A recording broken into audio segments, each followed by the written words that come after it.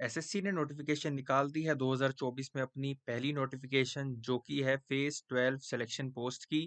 Hello दोस्तों, स्वागत है आपका एसएससी बीजी ट्यूट्स में। इस वीडियो के एंड तक बने रहना, फुल डिटेल वीडियो मिलने वाली है। अगर इस चैनल पे नए हो तो प्लीज सब्सक्राइब कर देना इस चैनल को, लाइक कर देना इस वीडियो को। तो जैसा कि मैंने बताया कि फेज 12 की नोटिफिकेशन आ गई है। फेज 12 जिन बच्चों को नहीं पता, इसमें बहुत सारे डिपार्टमेंट्स अपने कुछ कुछ मतलब ज़्यादा पोस्ट नहीं होती, लेकिन डिपार्टमेंट बहुत सारे होते हैं। एंड हर रीजन में 2 से 3 पोस्ट निकालते हैं हर लेवल की। तो इसमें लेवल 1 से लेकर लेवल 8 तक की पोस्ट होती है। तो इसमें आप सिमिलर पैटर्न होता है आपका सीजीएल एंड सीएचएसएल की तरह। तो आप इस फॉर्म को अप्लाई कर सकते हैं अगर आपको एक गवर्नमेंट जॉब चाहिए। ठीक है। इंपॉर्टेंट डेट की बात करें तो 26 को इसके फॉर्म शुरू हो चुके हैं। 18 मार्च इसकी लास्ट डेट है। तकरीबन आपका 20 से 25 दिन है। 22 से 24 आपको मिलेगा करेक्शन के लिए। फॉर एग्जाम्पल, आप फॉर्म भरते भरते कुछ गलत इन्फॉर्मेशन भर देते हैं तो आपको ये थोड़ा 2 दिन देंगे ताकि आप उसे करेक्ट कर लें। साथ ही साथ इन्होंने सीबी यानी कंप्यूटर बेस्ड एग्जामिनेशन की जो टेंटेटिव डेट है वो 6 से 8 मई बताई हुई है इसमें। मेरी टेंटेटिव डेट है, थोड़ी बहुत आगे पीछे हो सकती है।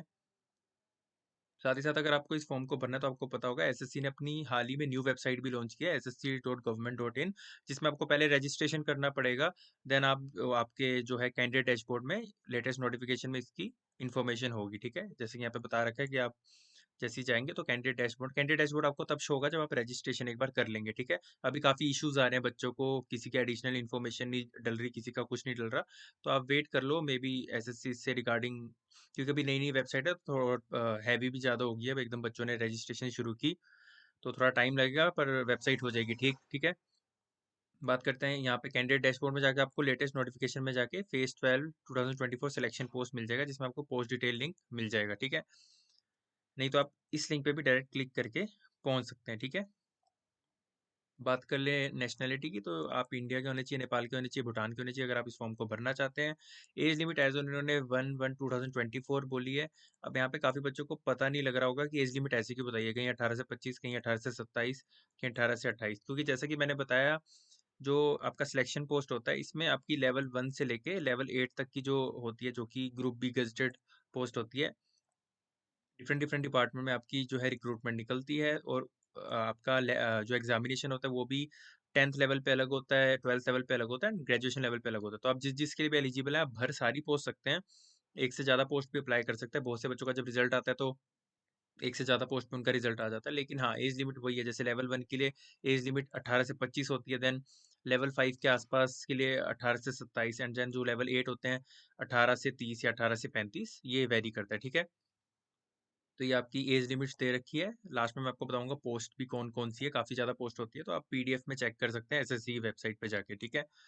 साथ ही बता दूं रिलैक्सेशन की आपको, तो रिलैक्सेशन SC/ST के लिए 5 ईयर्स का, ओबीसी के लिए 3 ईयर्स का, person with benchmark disability 10 years, and अगर वो ओबीसी है तो 13, एंड SC/ST है तो 15, एक्स सर्विसमैन के लिए 3 ईयर्स का। ठीक है।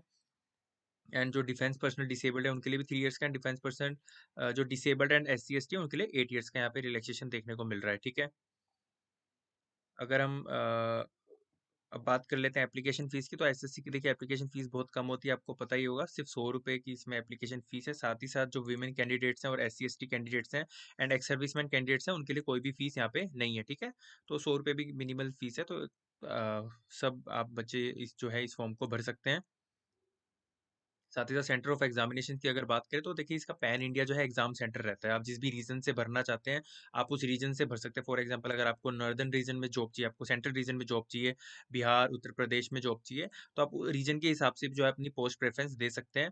और एग्जामिनेशन भी आपकी वहीं पे होगी, तो जहाँ पे भी आप भरेंगे तो आप देख सकते हैं हर रीजन की यहाँ पे जो एग्जाम सेंटर दे रखे हैं। तो पैन इंडिया जो एग्जाम सेंटर रहते हैं, पैन इंडिया मतलब ऑल ओवर इंडिया आपके एग्जाम सेंटर रहते हैं इसके। ठीक है। तो आप एक बार ये पोस्ट करके भी देख सकते हैं। साथ ही साथ स्कीम ऑफ एग्जामिनेशन की बात करें तो पहले तो मैं बता दूं 3 सेपरेट कंप्यूटर बेस्ड एग्जामिनेशन होंगे। कौन कौन सी लेवल पे? मैट्रिकुलेशन मतलब 10th लेवल पे होगा, एक 12th लेवल पे होगा, एक ग्रेजुएशन लेवल पे। फॉर एग्जांपल, आपने एक 12th लेवल एक पोस्ट भरी है जो लेवल 1 की है, जो कि तो लेवल 1 की तो आपको 10th के बाद उसकी जो क्वालिफिकेशन होती है वो 10th की होती है। ठीक है। नीचे आपको एक बार दिखाऊंगा मैं एग्जाम्पल, पर अभी के लिए बता रहा हूँ। 12th लेवल की मान लीजिए आप लेवल 4 जॉब के लिए अप्लाई कर रहे हैं तो वो 12th लेवल की होगी। एंड देन ग्रेजुएशन के लिए अप्लाई कर रहे हैं तो लेवल 6, 7 या जो गेजेटेड लेवल होती है तो ग्रेजुएशन एंड अबव लेवल पे आ जाती है। तो इसका एग्जाम भी उसी पैटर्न के हिसाब से होगा। ठीक है। तो थोड़ा बहुत जो है सिलेबस का फर्क होगा वो भी पीडीएफ में गिवन है। ठीक है। तो अगर पैटर्न सबका देखिए यही आना है, लेकिन जैसे लेवल 1 के लिए मेट्रिकुलेशन लेवल का आएगा, ठीक है, ग्रेजुएशन लेवल के लिए उसी हिसाब का।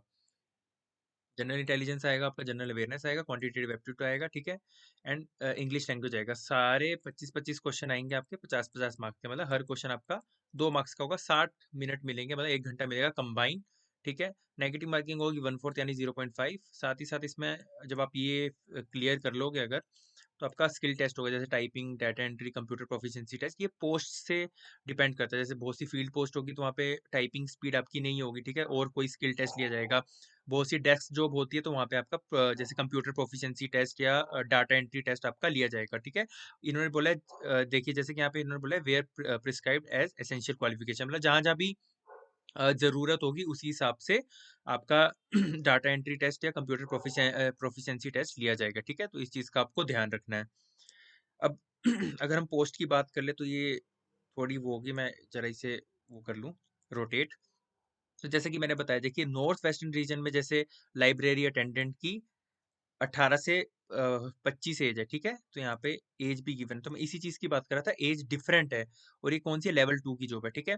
इसमें क्वालिफिकेशन क्या मांगी है, 10+2 क्वालिफिकेशन मांगी है। ऐसी सिमिलरली लेडी मेडिकल अटेंडेंट, ठीक है, तो ये सिर्फ फीमेल्स के लिए हुई, ठीक है, 18 से 25, लेवल 1, तो ये मेट्रिकुलेशन की। तो ऐसी कोई लड़की जिसने ग्रेजुएशन भी कर रखी है, ठीक है, तो 12th वाली पोस्ट के लिए भी अप्लाई कर सकती है, 10th वाली के लिए भी अप्लाई कर सकती है, ठीक है। तो ये CGHS चंडीगढ़ के लिए, मान लीजिए कोई चंडीगढ़ की लड़की है या कोई नर्सिंग ऑफिसर है, कोई लड़की है वो मेडिकल बैकग्राउंड से है, तो CGHS चंडीगढ़ में अगर उसे जॉब चाहिए तो 18 से 30, तो देखिए वो तीनों चीज़ों के लिए अप्लाई कर सकती है, लेवल 7 जॉब के लिए भी, 1 के लिए भी, 2 के लिए भी, ठीक है।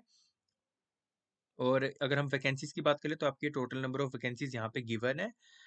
ये देखिए जो टोटल नंबर ऑफ वैकेंसी है रीजन वाइज नहीं दे रखी है, जो दो 2049 टोटल नंबर ऑफ वैकेंसीज है, तो ये टोटल नंबर ऑफ वैकेंसीज आपकी सारे रीजन को मिला के दे रखी है, ठीक है। तो अगर आपको ऐसे आप सिमिलरली देख सकते हैं, यहाँ पे नॉर्थ वेस्टर्न रीजन चल रहा है, फिर यहाँ पे नॉर्थ रीजन शुरू हो गया। नॉर्थ रीजन में जैसे सीनियर टेक्निकल असिस्टेंट है फिशरीज डिपार्टमेंट में, तो इसमें 18 से 30 इसकी एज है, लेवल 7 की जॉब है, ग्रेजुएशन एंड अबव मांगा है, तो मतलब इसमें वही बच्चा अप्लाई कर सकता है। मान लीजिए कोई 12th के बाद अप्लाई कर रहा है तो इस पोस्ट के लिए अप्लाई नहीं कर सकता, ग्रेजुएशन वाला इस पोस्ट के लिए अप्लाई कर सकता है। लेकिन देखिए पोस्ट मैंने जैसे कि बताया हर डिपार्टमेंट की, क्योंकि 2000 पोस्ट है, पोस्टें बहुत सारी है, लेकिन हर रीजन में हर डिपार्टमेंट में एक एक दो दो पोस्टें निकली होती है, हर पर्टिकुलर डिपार्टमेंट की पोस्ट निकली होती है, इसलिए पोस्टें आपको कम दिख रही होंगी, पर आपके पास ऑप्शंस बहुत है अप्लाई करने के लिए, क्योंकि आप एक से ज्यादा पोस्ट पे अप्लाई कर सकते हैं सिमिलर रीजन में, अलग अलग डिपार्टमेंट में, तो इसलिए आपको टेंशन लेने की जरूरत नहीं है। आप जिस जिस भी पोस्ट के लिए एलिजिबल है, ठीक है, एलिजिबल।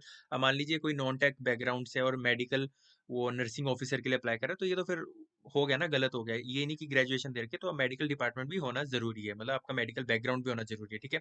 जैसे कोर्ट क्लर्क है, कोई नॉर्थ रीजन में कोर्ट क्लर्क के लिए अप्लाई करना चाहता है तो ये डिपार्टमेंट ऑफ लीगल अफेयर्स है, ठीक है।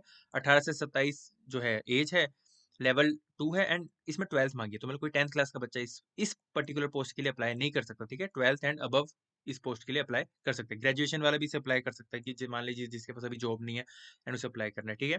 तो जो सिलेक्शन फेज होता है पोस्ट 12 होती है, इसमें यही है, डिफरेंट डिफरेंट आपकी जो है पोस्टें होती हैं एंड डिफरेंट डिफरेंट डिपार्टमेंट्स की होती हैं एंड विद डिफरेंट रीजन्स, ठीक है। तो आपने जिस भी रीजन में अप्लाई करना है आप कर सकते हैं। एंड मैं एक बार आपको लास्ट में दिखा दूं कि ये जो टोटल पोस्ट है वो 2049 निकली है, सारे डिपार्टमेंट सारे रीजन को मिला के, जिसमें आपकी जैसा कि मैंने बताया 1 से लेके 8 तक जो है आपके लेवल की जॉब्स होती है, जो कि आपकी ग्रुप सी से लेके ग्रुप बी गेजेटेड पोस्ट जो है आपकी इसमें दी होती है, ठीक है। तो अगर आप इस वीडियो के इस पार्ट तक बने हुए हो तो प्लीज़ इस वीडियो को लाइक कर देना, सब्सक्राइब कर देना, इस चैनल को शेयर कर देना सभी SSC एस्पिरेंट्स के साथ। Thank you.